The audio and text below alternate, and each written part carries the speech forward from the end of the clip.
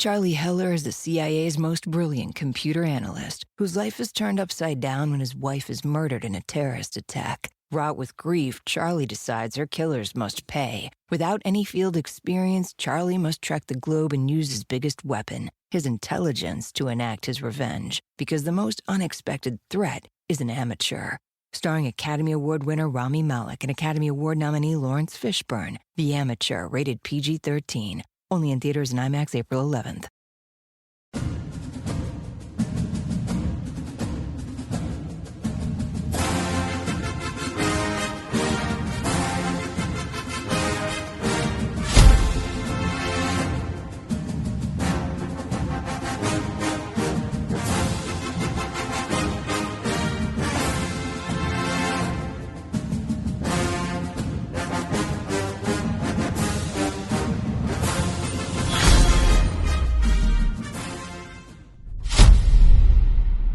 Hey, what's going on, Trojan family? What's up? Welcome to the USC LAFB show. I am your host, Ryan Dyrud.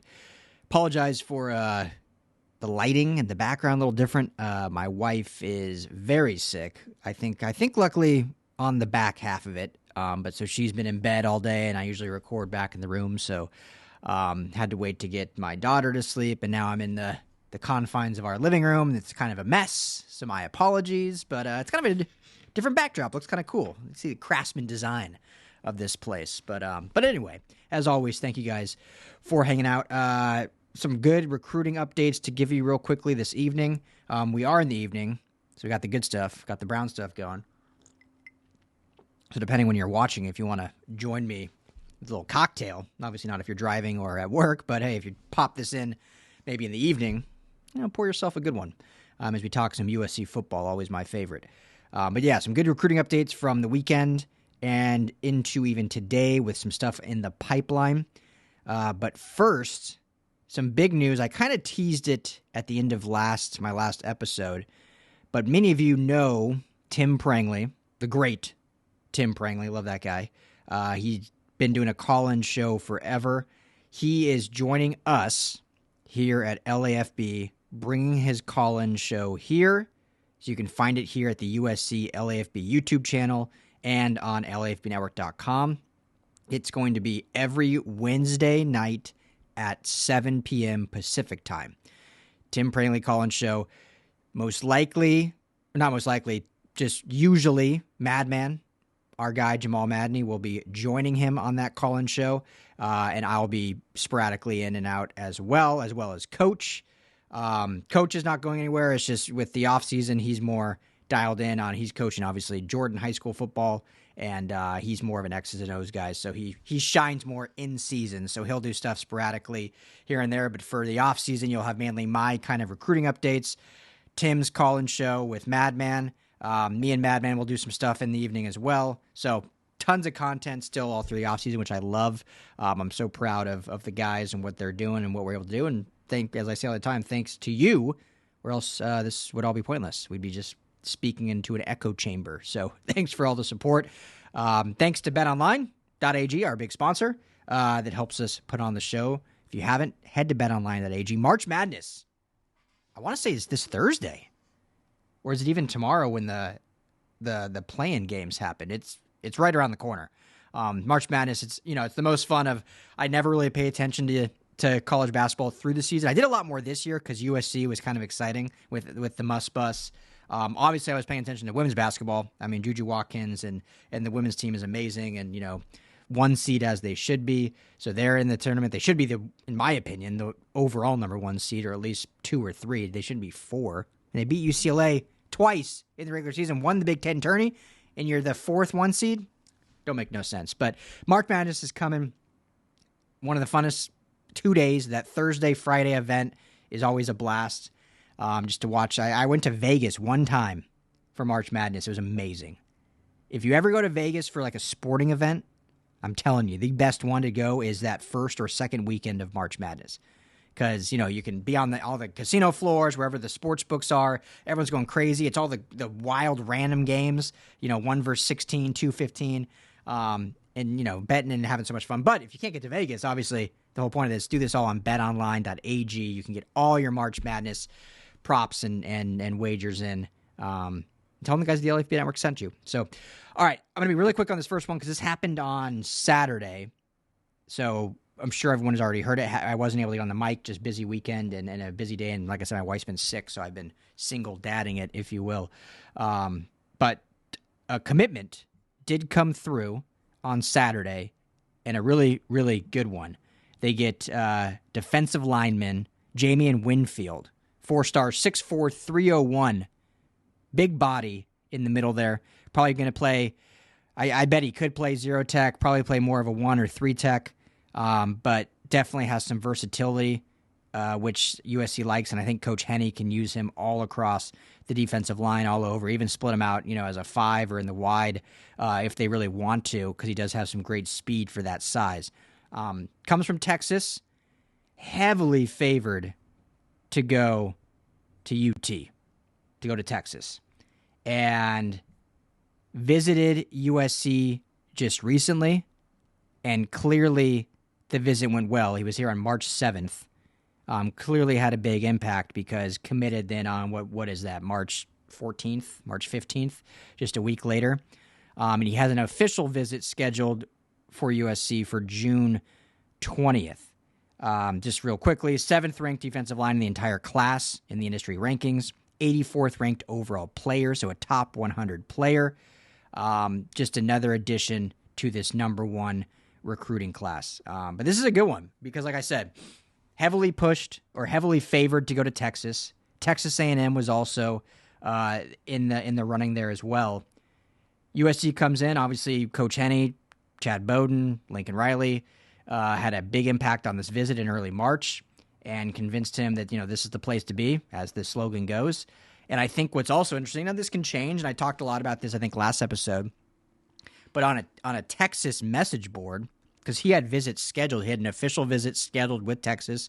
He had other visits scheduled with other schools.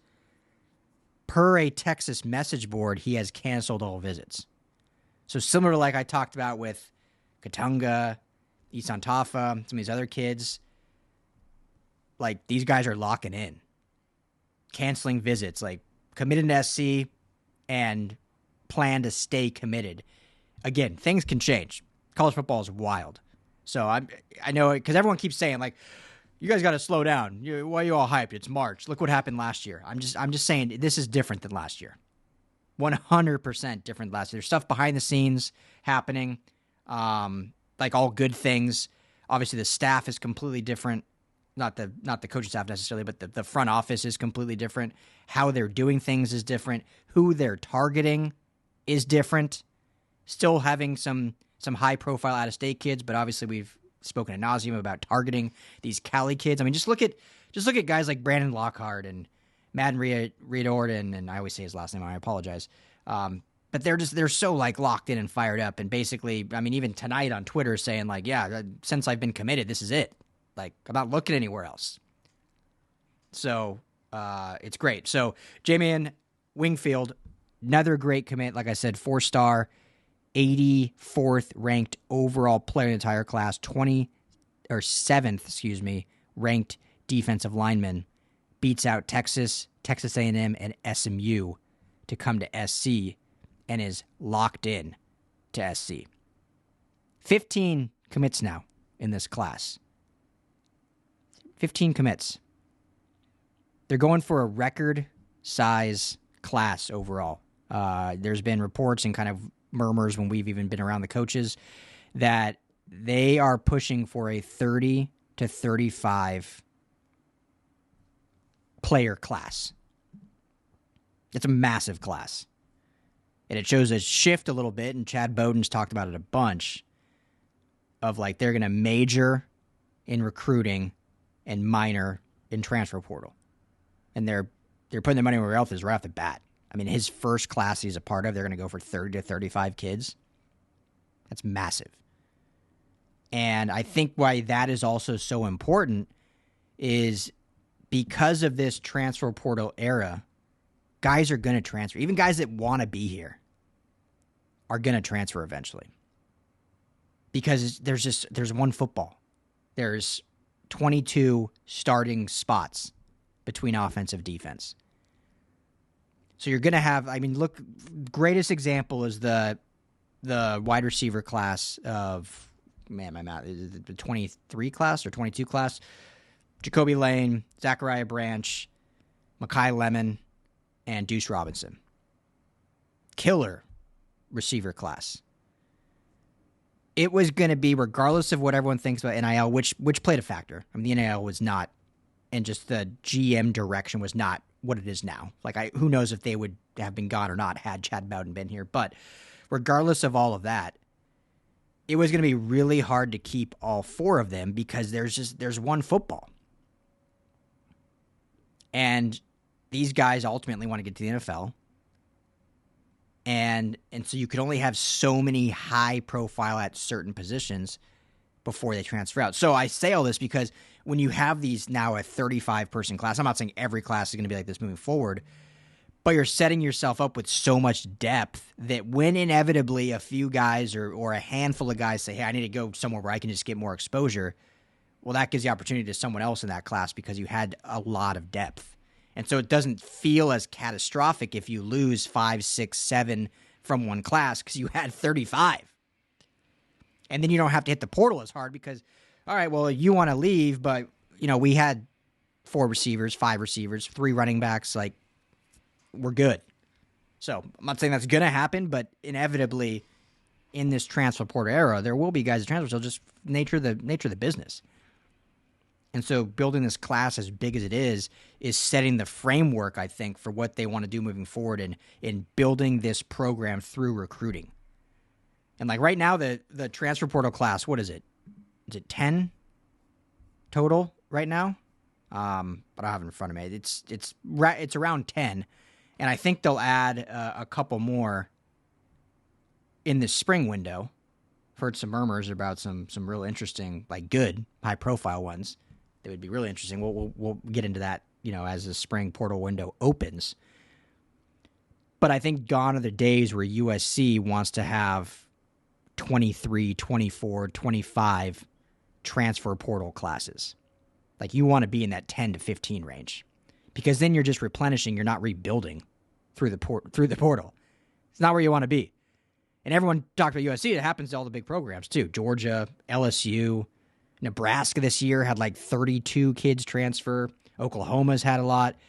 Even Ohio State and Michigan have had it. So I mean, it's not like it's just USC, but USC did a different approach, and they've only added 10 guys, not 26. So anyway, I got a little off track there, but huge pickup on the defensive line there, and seems to be locked in, which is amazing. So that is great. So Jamie Winfield, welcome to the Trojan family. Over the weekend, 7-on-7 tournament. I don't know if anyone's into these 7-on-7 tournaments. It's kind of interesting how they've gotten really big.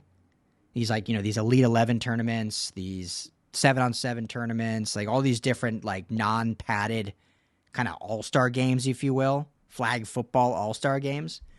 But they become really big in the recruiting world.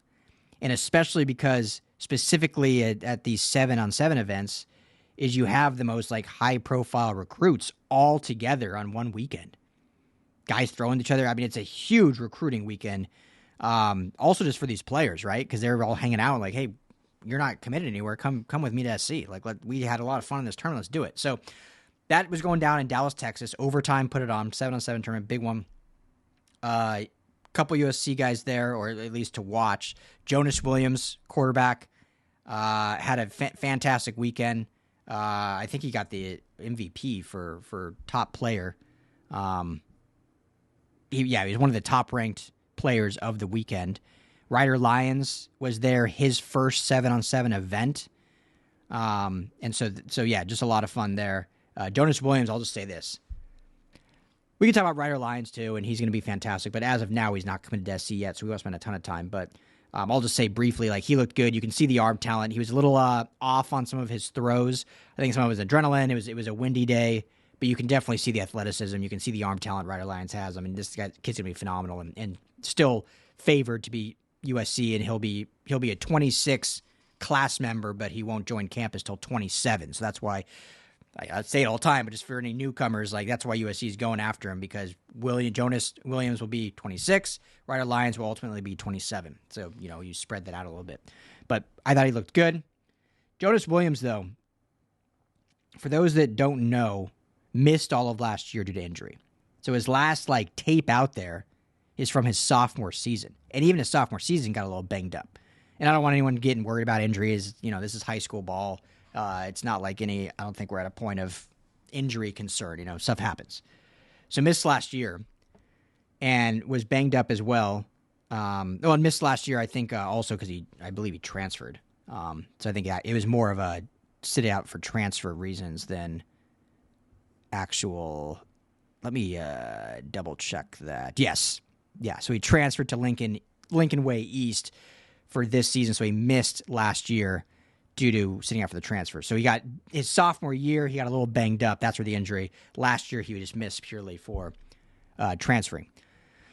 So he hasn't played since sophomore year, so he doesn't have a tape on there. Without having that, he's still a 4-star, 8th ranked industry rankings quarterback in the entire class. The 8th ranked quarterback. It's a 7-on-7, not wearing pads. You don't have pass rushers coming after you. But you can see the athleticism. You can see the arm talent. You can see some of the cerebral stuff and some of the tight window throws. In this Lincoln Riley offense, Jonas Williams is the prototypical quarterback to be in this. Looks quick, fits the size. Not going to comp him to anyone at this point. I didn't see enough from a 7-on-7, but certainly fits the prototypical quarterback for Lincoln Riley. And I believe 100%, I'll just put this out there, after this season goes on, so he plays his senior year, he is going to jump up the rankings and ultimately, I think, be a 5-star quarterback. Right now, a 4-star. So I would not be shocked at all if he goes from 8th to the top 5 and finishes as a 5-star QB. I think he has that much talent. I thought he looked really, really good in that regard.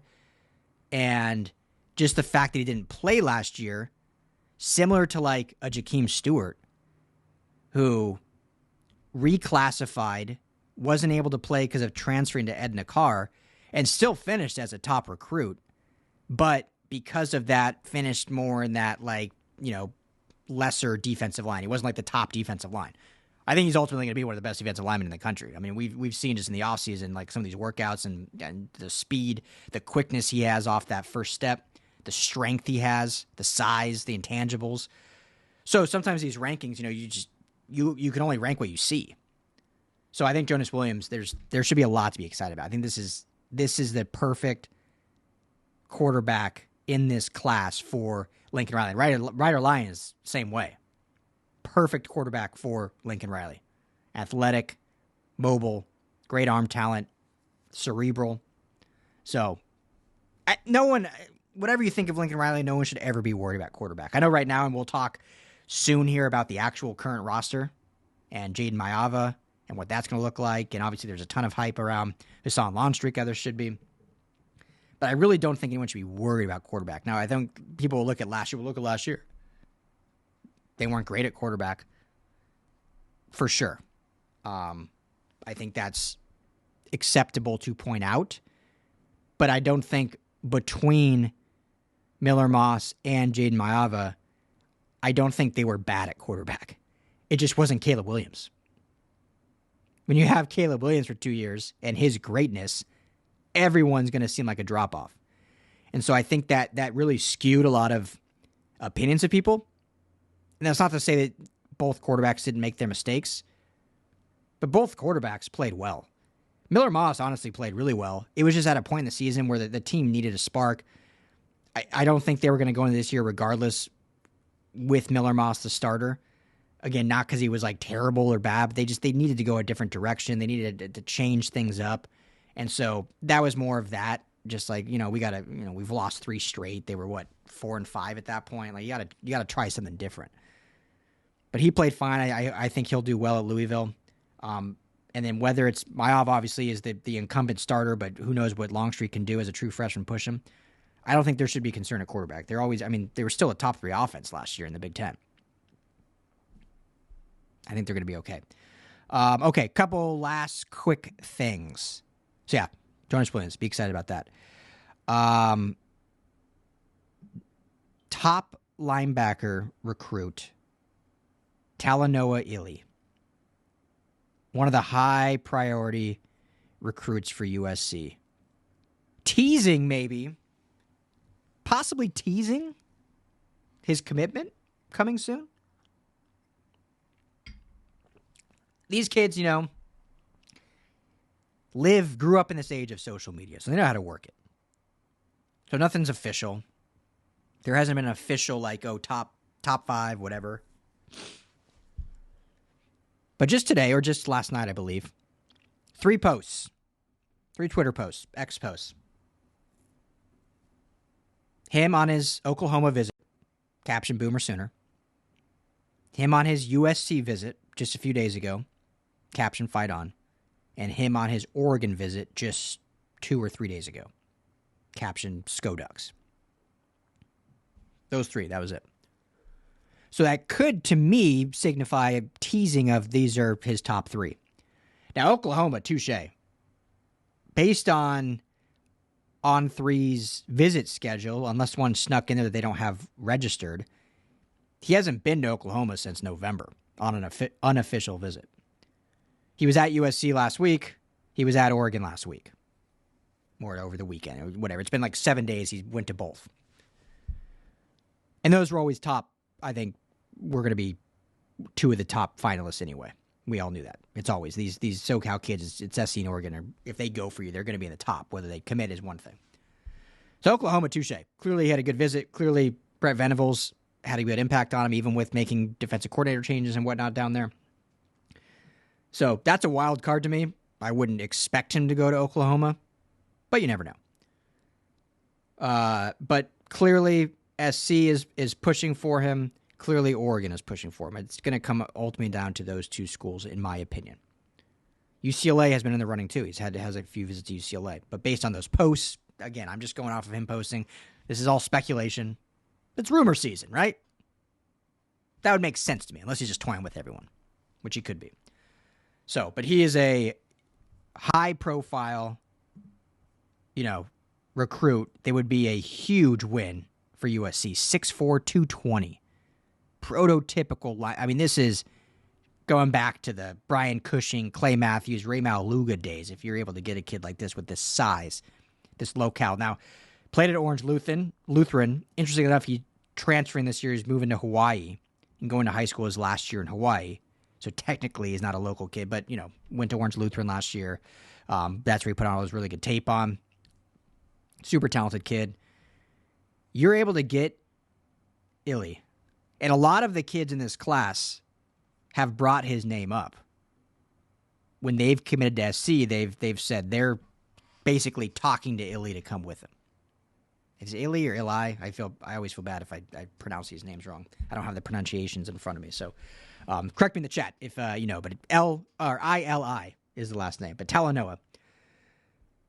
But if they're able to land him, so Xavier Griffin, 2nd ranked linebacker in industry rankings, 1st ranked in 247, wherever you go by. And Talanoa is the 4th ranked. So they would have 2 linebackers in this class in the top 5. You pair that with getting Matai, this year, who is one of the top linebackers in the class in 25, and obviously already on the roster, Desmond Stevens and Elijah Newby, who will be juniors going into their 3rd season when Griffin and Talanoa would be freshmen with Matai as a sophomore. I mean, that is a potential ferocious linebacking room. And dare I say, one of those 5, ironically, could or should be the next 55. It has been quite some time since there has been the legendary 5'5" in Cardinal and Gold. This could be the time. And there's been some people that think it should be a SoCal kid that gets it. I don't think that's necessary. I do believe it should be a recruit, not necessarily a transfer, unless it's a really early transfer, like after freshman year. But like Desmond Stevens, not a SoCal kid, I think he could potentially, he's going into his sophomore year and it hasn't happened yet, so maybe too late. Matai's SoCal kid, so that could work. Xavier Griffin, though, is from Georgia/Alabama. But he's, top linebacker in the country.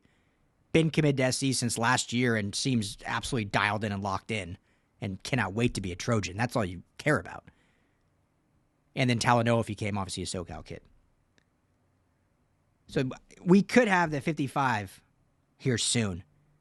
And I think we need it. It's been too long. I think USC needs the 55 again.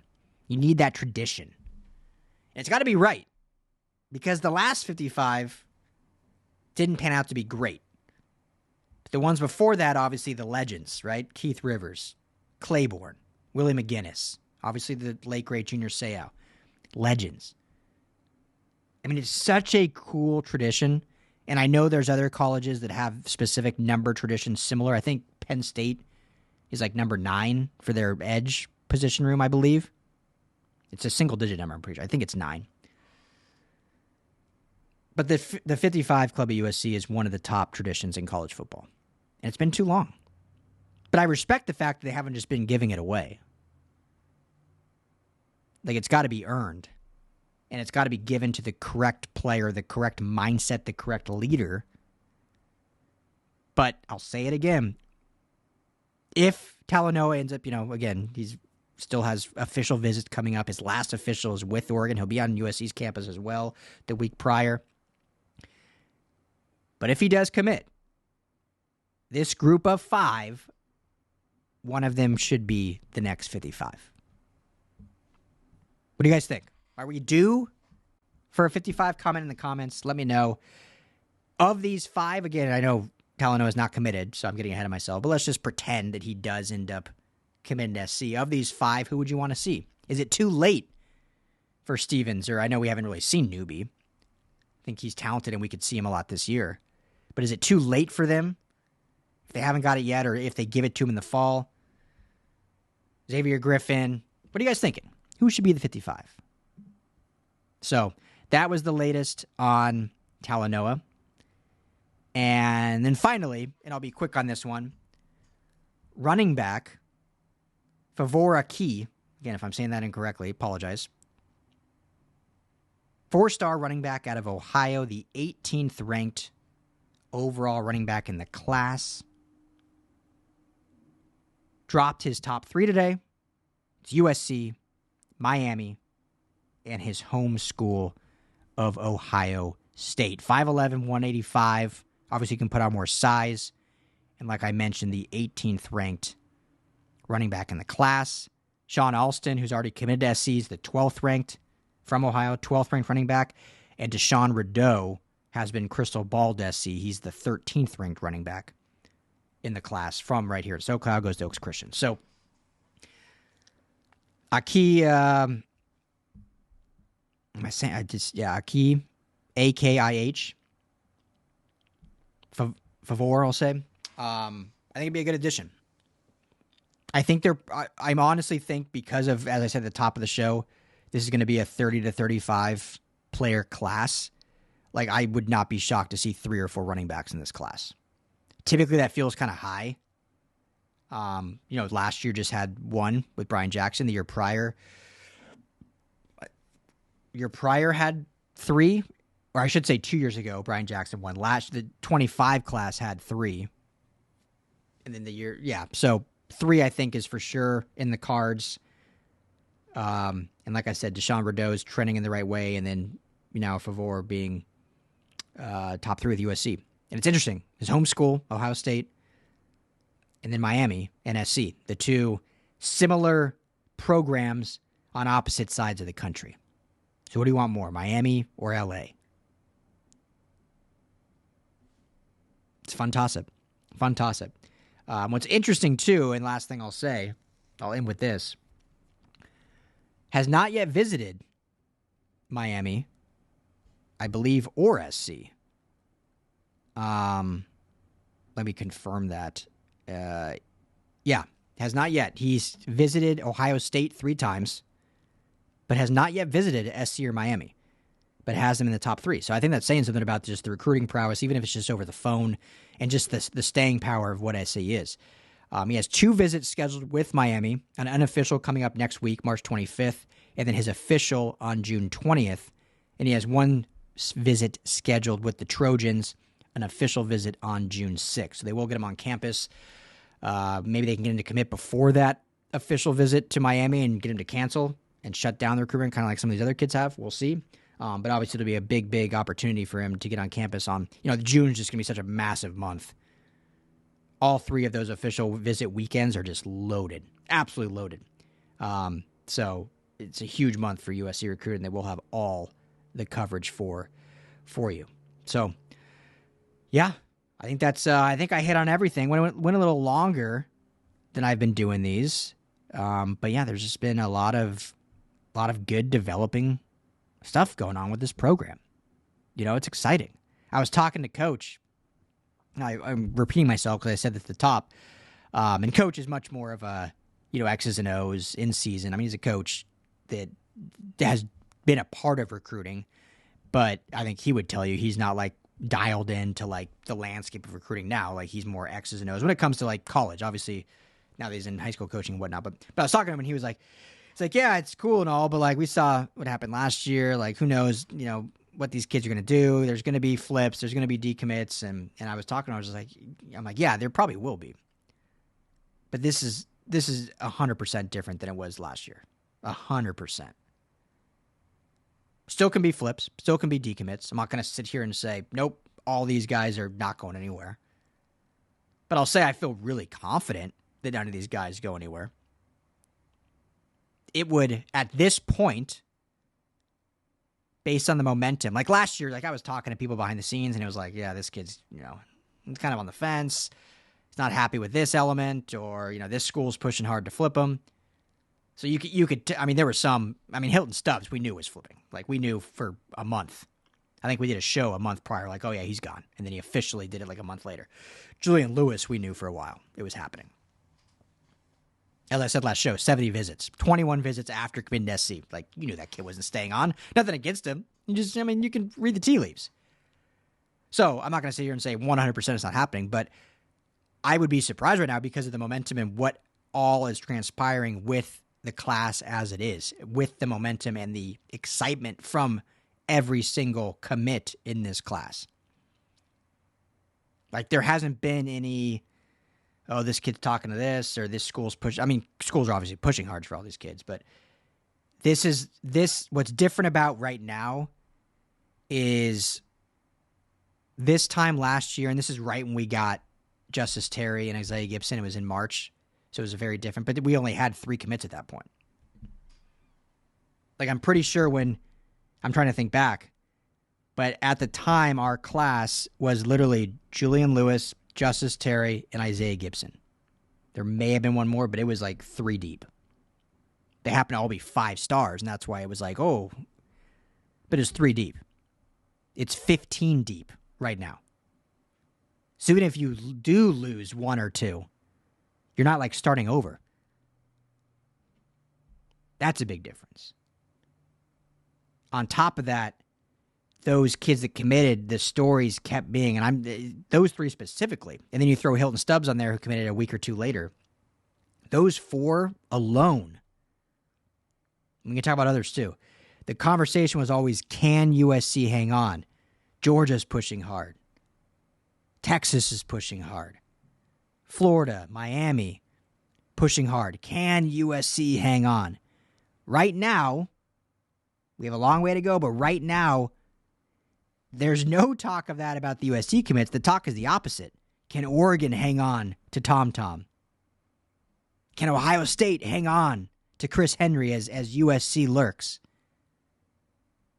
Can Georgia, can Texas, it's everyone else now. Can they hang on? USC's lurking. USC's pushing hard. USC's on a heater. So again, things can change, but it's a total 180 from what it was last year. They were being the hunted, and now they are the hunter, as they should be. So it's exciting.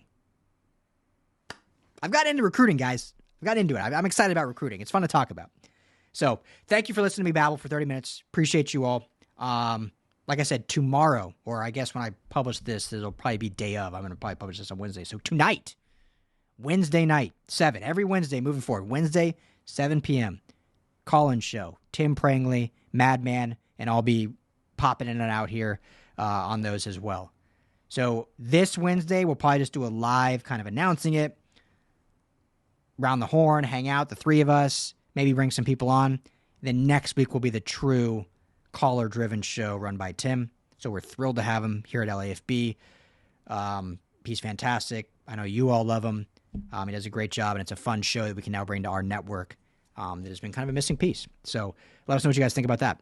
But thanks, as always, for hanging out with me. Everyone have a fantastic day and week. We'll be back on the live here in a little bit, and I'll be back with more recruiting updates throughout the week. Hopefully trying to do these every day at some point. If you haven't already, hit that like and subscribe button. USC LAFB's YouTube channel. If you're not even there, please go and do it. It helps us out. LAFBnetwork.com is where you can find all of our LA sports coverage. How about those Dodgers, huh? I mean, I'm recording right now. It is 10. We got first pitch of game 2 coming up in like 6 hours. Maybe I'm staying up. We'll see. Lakers and Kings looking playoff bound. Clippers could sneak in. They're still clawing and fighting. So yeah, tons of stuff going on in LA, and we got you covered at LAFBnetwork.com. And if you're on podcast platform, Apple, Spotify, just search Salute to Troy for all the audio versions. But thank you all. Everyone stay blessed, be well, and as always, fight on.